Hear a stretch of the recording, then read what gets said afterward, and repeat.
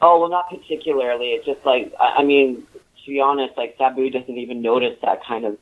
I mean, he's so into his work, he doesn't notice stuff like that. Like it was just over the course of the past few weeks. Like Sabu didn't want to do it. He doesn't, he just doesn't want to ask for things. He's very independent, and just enough people mentioned it. And after I tried and looked up insurance and saw how expensive it was going to be and how he couldn't get covered, that's how that started. But yeah, no, Sabu wanted to do that surprise for Terry Funk. Like I actually just out of the blue was checking out stuff for that weekend because he had some signings arranged, and I just wanted to keep our schedule busy. And I messaged Gabe, and it was like perfect timing. He's like, Sabu would be perfect for this. We're having a surprise tribute for Terry Funk, and that's how that all happened. And it was great. It was a perfect time for him, right?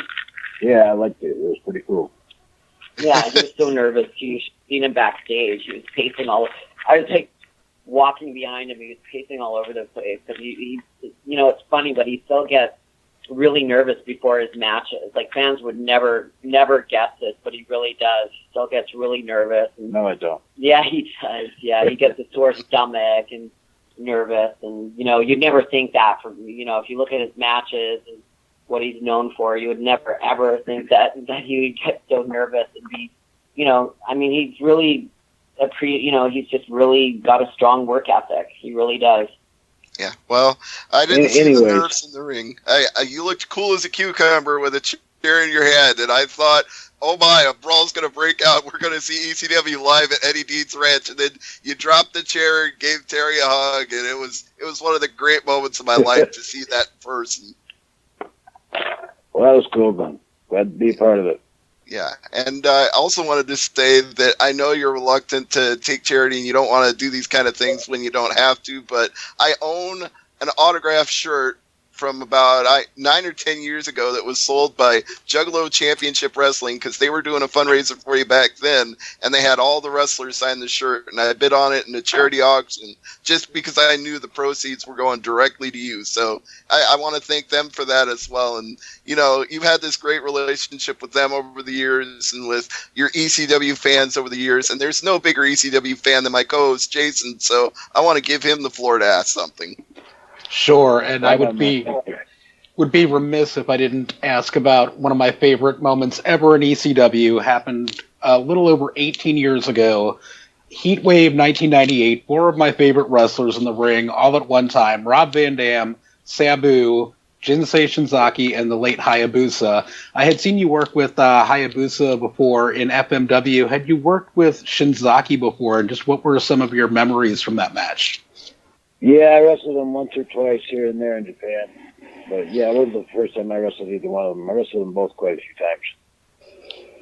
And yeah, I'm looking at the GoFundMe that you have, and I see Rob Van Dam is doing a plug for you needing the hip surgery. Do you still have a solid friendship with him, it looks like? Oh, of course, yeah. We talk every, if not every other day, every week at least. We stay in touch, that's for sure. That's great to hear. I loved you guys as a tag team. It's good to know you keep in touch and that he's supporting you. That's great to hear. Yeah, those are good old days. Just not actually, since you bring him up, me and Melissa was out at his place for about a week. We did a TV show called Ancient Aliens with Action Bronson, this rapper dude. Anyways, it hasn't aired yet. It's supposed to air sometime this month. Yeah, he does this funny take. They watch Ancient Aliens, and the guy smokes pot while he's it'll watching. be on the Vice channel. Anyways, Sabu didn't though. But I seen Rob just a few weeks ago. Like I said, I spent a few days at his house. We had a good time. Well, that's cool. I can't wait to see that video because I actually know Action Bronson, the rapper, pretty well. I'm a big fan of all his raps because he does a lot of culinary raps. In fact, we heard that earlier on you were cooking a little something. So is that something you like to do too, is dabble in the culinary arts, Sabu? That's right. What do you like to cook? What were you cooking tonight? Well, I'm in the process of, I'm not sure exactly what I want to do, but I'll probably make something called Lebanese chicken. Ooh, that sounds delicious. I had sausage and potatoes. He does most of the cooking. I'm lucky because Sabu does most of the cooking. So you eat well is what you're telling me. It's always a good meal when he's cooking. Yeah, sometimes too well. I got to cut down on the carbs and the fat sometimes. He stays so lean. Like the main thing, like you said, I'm about to get him involved more in the fitness industry. Like I come more from professional bodybuilding. That's where my start was doing professional bodybuilding and fitness modeling.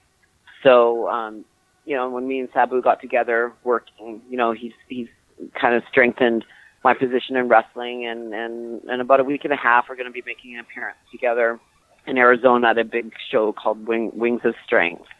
And, Sabu's always in incredible shape. So, I'm going to open up that area for him. And cause that's an area where my name has a lot more strength. And, I went to developmental and that sort of thing and never quite made the heights I would have wanted to in professional wrestling, except probably the biggest highlight, is working with Sabu.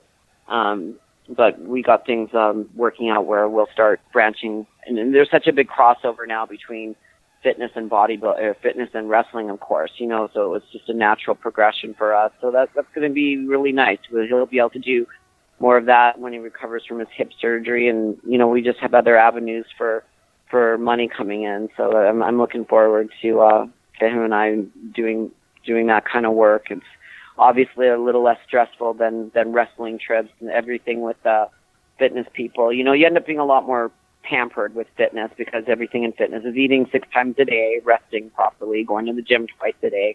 It's a really different lifestyle from wrestling.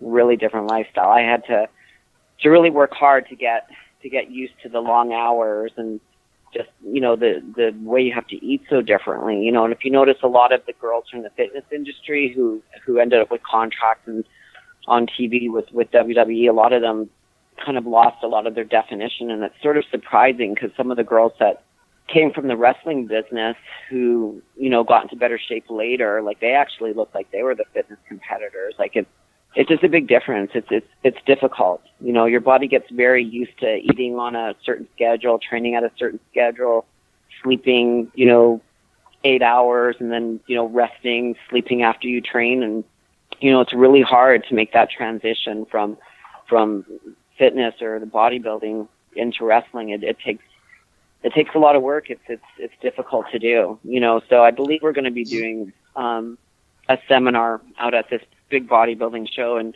they're very interested in us talking about the wrestling business. And so Sabu and I have two different views. Of course, his uncle was the Sheik, so he started specifically from wrestling, and then he was always into being in shape. So he can just encourage people to work out, and I can fill, any prospective wrestling workers, anybody who wants to get into the business from fitness. I can let them know, what to expect and how it's going to feel for them, and it'll be good. We can really add a lot to people's lives through our own experiences. So I'm looking forward to that. It's in Arizona, so it'll be some great weather. Of course, it's not so bad out in Georgia. Hopefully, I think Arizona will avoid any of the tornadoes and that kind of thing that's going on in the up in the Michigan, Windsor area. My brother's up in Windsor, and they just got a tornado last week. So my God, yeah, it's crazy. I don't think you get tornadoes in Arizona. Yeah, it was scary. He was like, it was really scary for him. He said, but here I'll put Sabu back on. He's got a break from his cooking. Oh. All right, we've got Sabu back on the line. So let me ask you, sir, and I know you've taken an incredible, crazy amount of homicidal, genocidal, suicidal, death-defying moves over the years, but if you had to pick one that, looking back, you're like, man, I'd feel so much better today if I hadn't done that, is there any one that you regret? Just the time I took that bump on my head with Chris Benoit, that'd be not the only bump I'd really regret. Mm-hmm. So but that was an accident, either way. Right, but the term traumatic brain injury wasn't even known back then. Was that something where you got your bell rung and looking back on it now, you're like, man, I wish I could take that back? Oh, I always wish I could take that back because I hurt like hell for years. But I don't think he had any brain damage. It was just neck damage. Yeah, well, it is a kind of a buzzword right now in the wrestling business. Is TMI, brain injury, concussions. It seems to come up over and over again. We've seen a lot of wrestlers sue just this year alone, sue WWE over those kind of injuries, and neck and back injuries as well. But what's your take on wrestlers suing when they've got chronic injuries?